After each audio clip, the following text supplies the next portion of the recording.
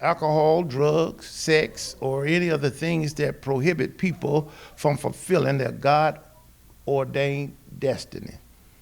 Yet, time and time again, we read the sad ending of someone who have fallen victim to their vice. So I tell you today, as we journey into this complex personality, that we examine it thoroughly with a spotlight glaring back at ourselves.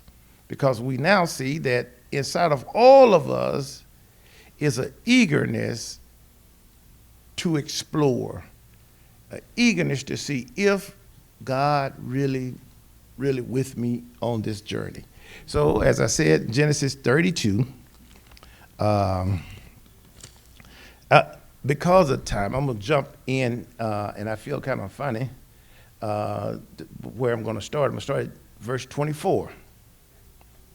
And Jacob was left alone. Now, the reason I started there, because sometimes the best thing for you to do, Pastor, is when people leave us alone.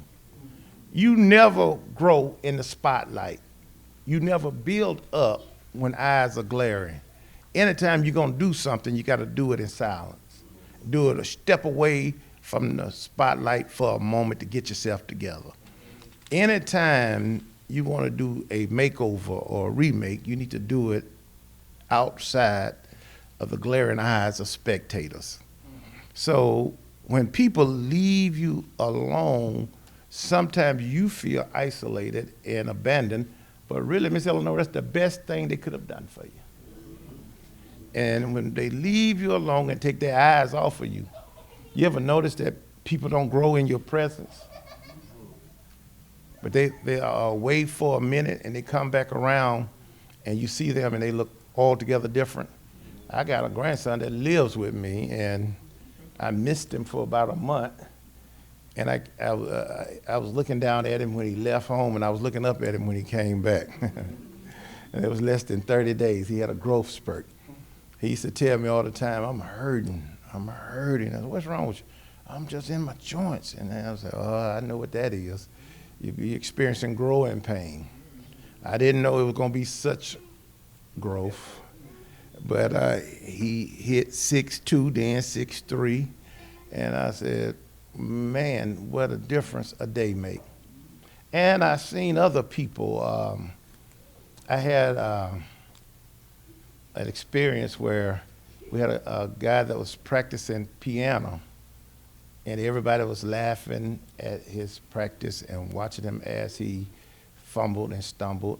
And then we missed him, and he came back so prolific as a concert pianist. So it's so many things you can do, but there are some things you must do.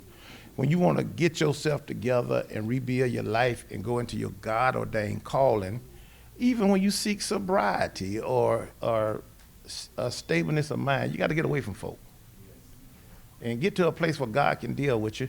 In fact, the first thing you need to do is cut off old communication, old companions, and old conversation. You cannot, the Bible said, don't put a new wine in old skin. You can't have a new conversation with the old acquaintance. And there is in Leviticus the law that says, do not attach or sew an old garment to a new.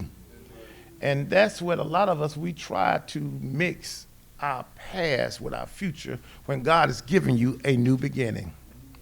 When God is giving you a new beginning, you got to leave everything that has held you back and embrace your new life, new friends, new acquaintances. I know it's lonely, but the higher you go, the lonelier it gets. One thing about it, if you're at the bottom, you'll have plenty of company. But as you begin to ascend, the road gets lonely. In fact, sometimes those closest to you will misunderstand your assignment. Even the person who share a house with you. Your wife or children or your husband and children can misunderstand your assignment because God don't have a board meeting when he tell you what he's going to tell you.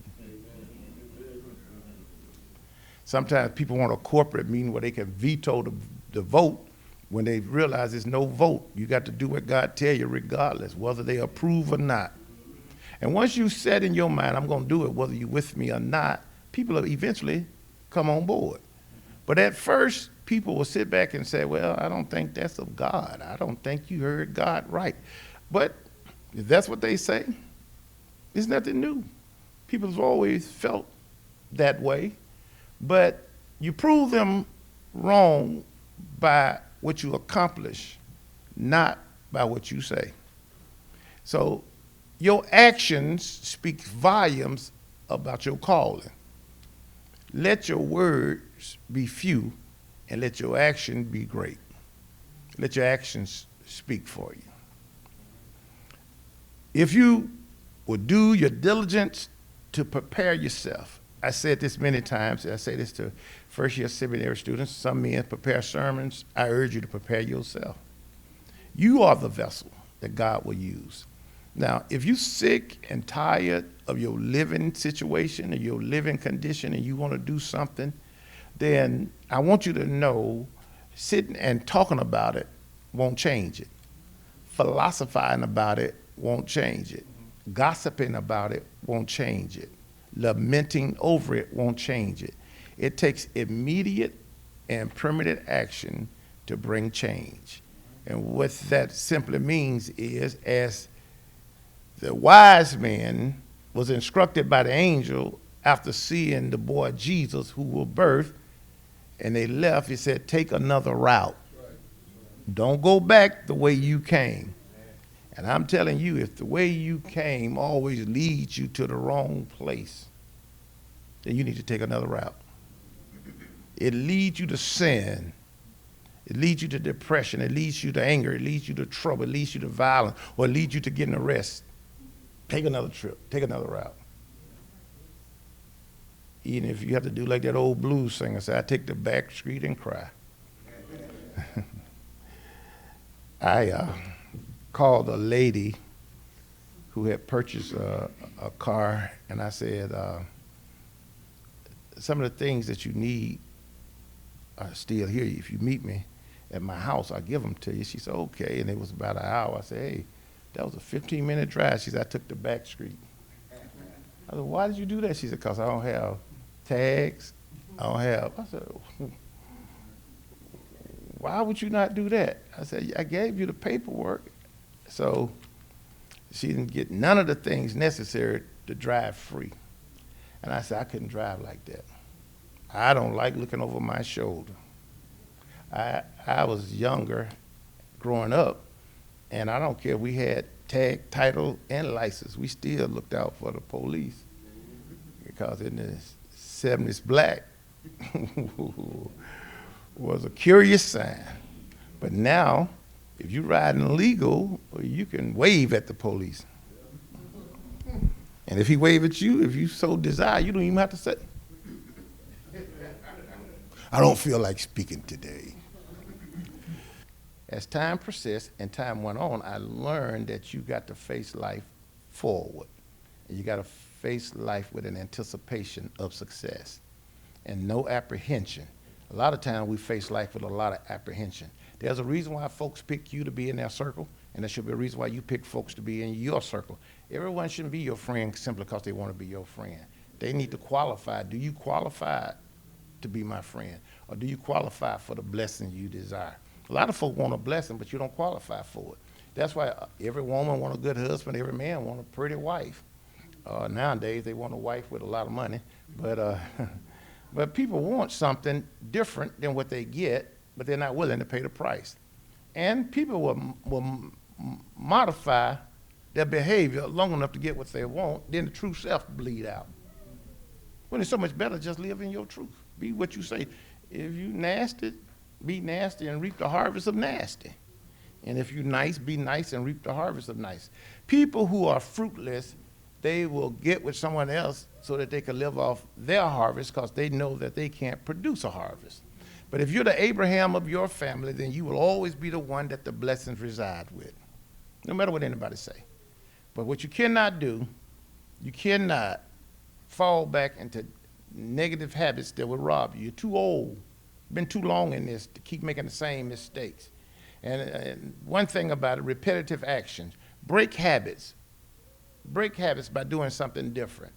When you got up every morning to go get a cup of coffee to the left, go to the right. Have some milk. Do something different. When you want different, you got to be different. The definition of insanity is doing the same thing and expecting something different. When you get sick and tired of being sick and tired, you'll do something about it. Now, it brings me to, very quickly, to where we were.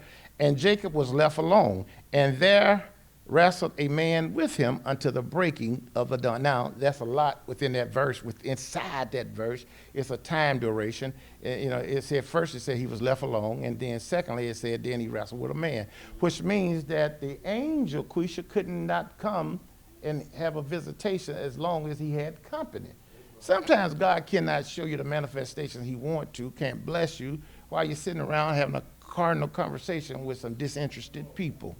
You got to be by yourself to hear God. The angel of God stepped out of eternity into time to have a visit with a manifestation. Now, I want you to understand something. The angels of God are prolifically powerful, that one angel stayed the whole army of Egypt, so we know that angels have so much more power than is demonstrated in this transaction. However, this angel, we don't know whether it's a messaging angel, we don't know what type of, and we know it wasn't a warring angel, and we know it wasn't the archangel Michael, so we do know that even though it was an angel, it wasn't an angel that came to do him harm. But from all practical indications, this angel, and though the Bible gives not his name, and in fact some theologians argue and say it was the Lord himself, but I take issues with that and said this, the Bible said, amen, the angel took on a human form, and that's why the Bible said, be careful how you entertain strangers. You may entertain angels unaware. Well, the angel took on human form and came into his circle, and for a reason only. Now listen, and they wrestled. And when he saw that he prevailed not, that's what I tell you, that gives me to know that it wasn't God, because the angel could not prevail against him because he was determined. You got to be determined. And when he saw that he prevailed not against him, he touched the hollow of his thigh, and the hollow of Jacob's thigh was out of joint as he wrestled with him. Now, the angel had to reach into the divine, even though he was in man form. He said, I need to put on my angelic power and touch his thigh. Now, guess what? After this encounter, he couldn't walk right, but he had a new name. I don't care what you've been through if it's going to transform you. God changed his name. Now, his name, Jacob, meant trickster. But now his new name meant blessed. So when God changed your name, I see folks sometimes, you ever notice sometimes you can see where a person hold up is, or what the old men used to say, what's your malfunction? You can see sometimes what got them in the situation they're in. Sometimes just a little bit of tweaking and changing the situation can get you out of your mess. But we're so stubborn. I've been doing this as long as I can remember. And as long as you can remember, you've been struggling. The struggle is over when you let God handle it. The struggle is over when you realize that God has come into your life to make things better, not bitter. You got to know that God wants you to walk into your divine destiny. God wants you to be the manifest person that he created you to be. God birthed you out of nothing and spoke into dust, and you became a living soul.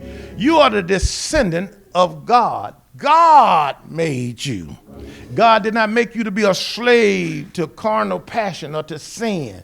God did not make you to be the butt of the joke. God did not make you to be forever lost and bewildered in a wilderness. God made you to be a king. God made you to be a champion. God made you to be a leader. And if you're a leader with no followers, you're just a man taking a walk.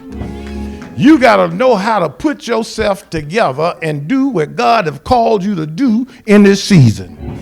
I'm starting over. You got to get to the point that you start all over again. Ain't nothing wrong with starting over. You ever wonder when we used to get electronic devices before they got all fancy and jolly, when we couldn't get it fixed, they said, cut it off then and turn it back on. We tried, Pastor. We tried everything. So we called the tech people. They said, have you tried everything? They said, yeah. They said, did you turn it off? He said, no, I hadn't turned it. Well, turn it off and turn it back on. And sometimes just turning it off, reset it. We got to admit, some of us need a reset. In fact, they got fancy with it. Now they got on the side of some things. Duran told on that route, they got a reset button. I was sitting in my office one day and I couldn't get the internet. I couldn't get connected. I couldn't get nothing. And it just took the brilliant mind of a young man. He came in. I said, Duran, what I need to do? He just said, reset. What? Reset. And when it reset, it was right where it's supposed to be. Maybe you need a reset and you'll be right where you're supposed to be.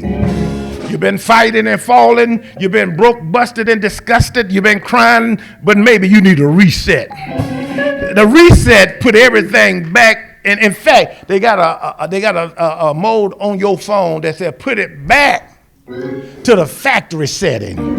Put it back. You done added some things that shouldn't have been there.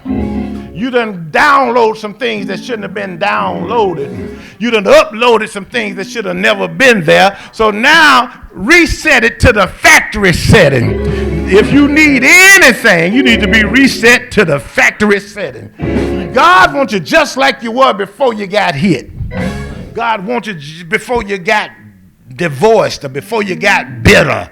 How were you before you got mad? How were you before you got sick? How were you before you got used? God wants you back at the factory setting. You were fearfully and wonderfully made. So now go back and reset. Now everything is back like it ought to be. Now you can do what you should do when you should have did it in the first place. You ever notice that when you reset it back to the factory setting, you lose phone numbers? There are some numbers you need to lose. Somebody gonna get what I'm saying. I used to have his number, Jeremy. I can't find his number. God don't want you to call him.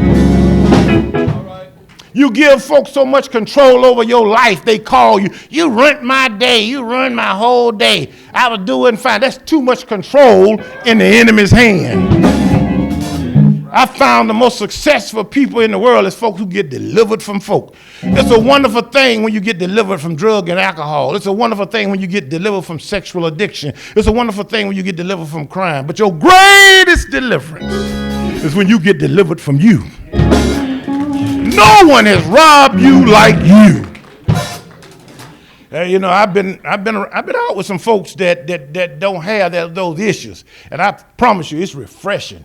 They don't care what nobody say. They just walk with their head up. I'm like, how can you be walking all this stuff they saying about you?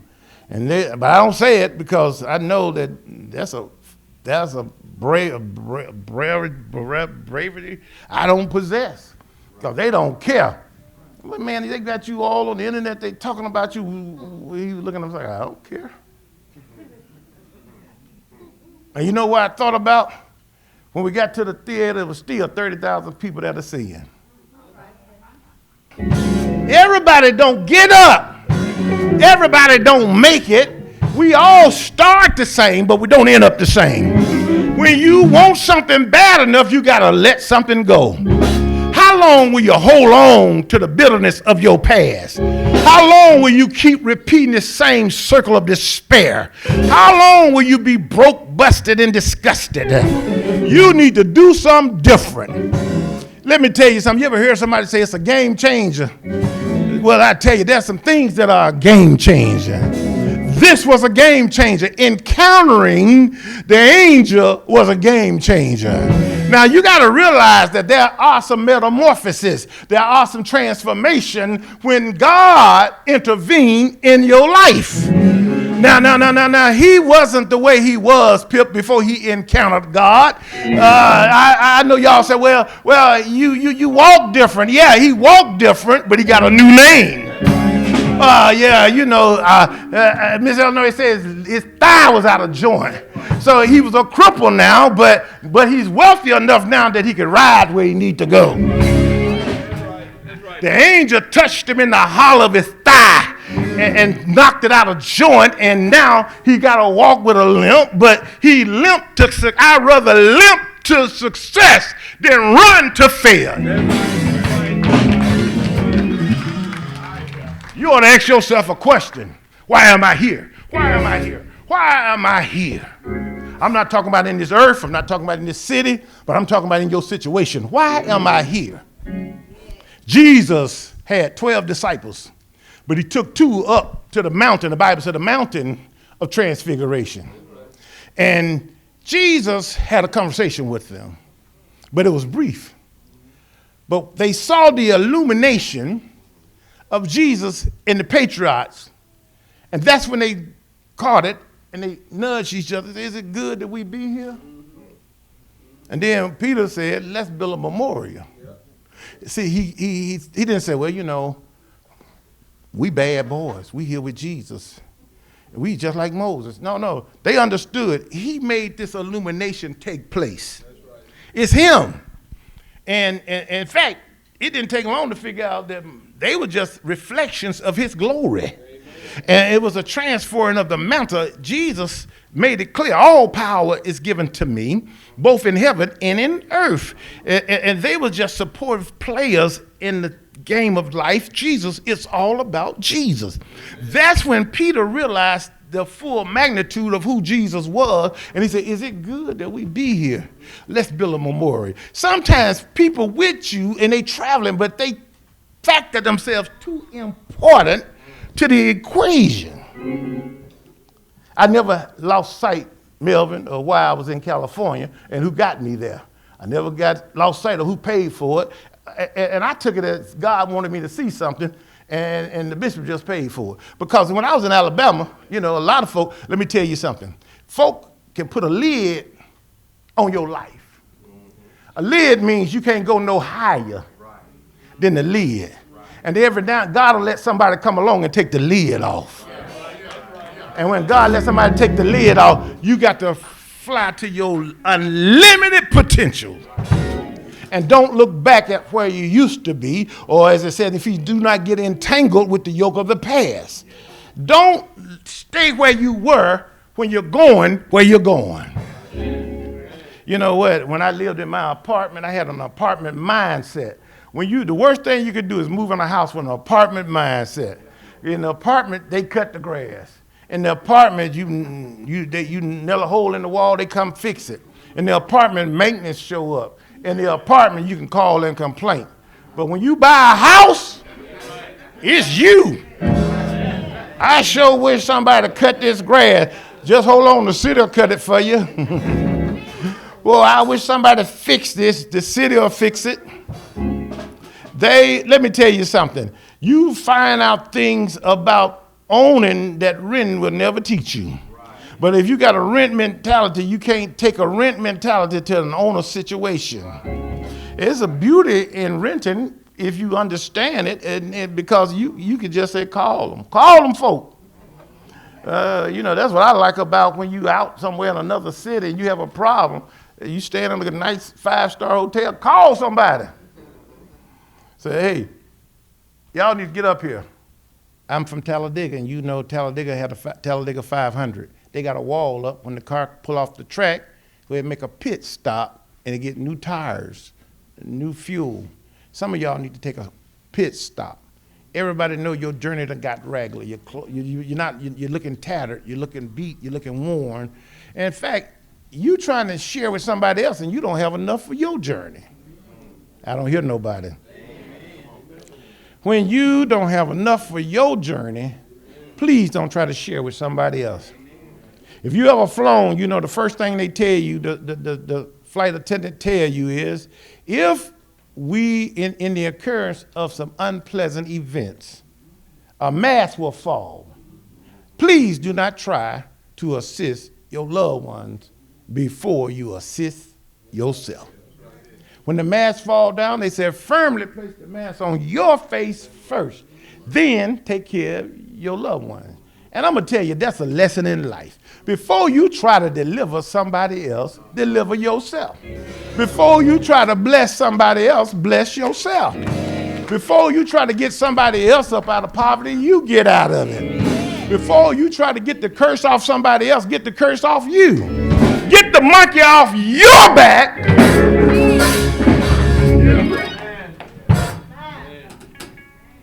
You ever wonder why folks do what they do? It looks selfish, but it's a necessity of life. You can't redeem others until you've been redeemed. You can't save somebody else until you've been saved. Oh, I thought I would help somebody.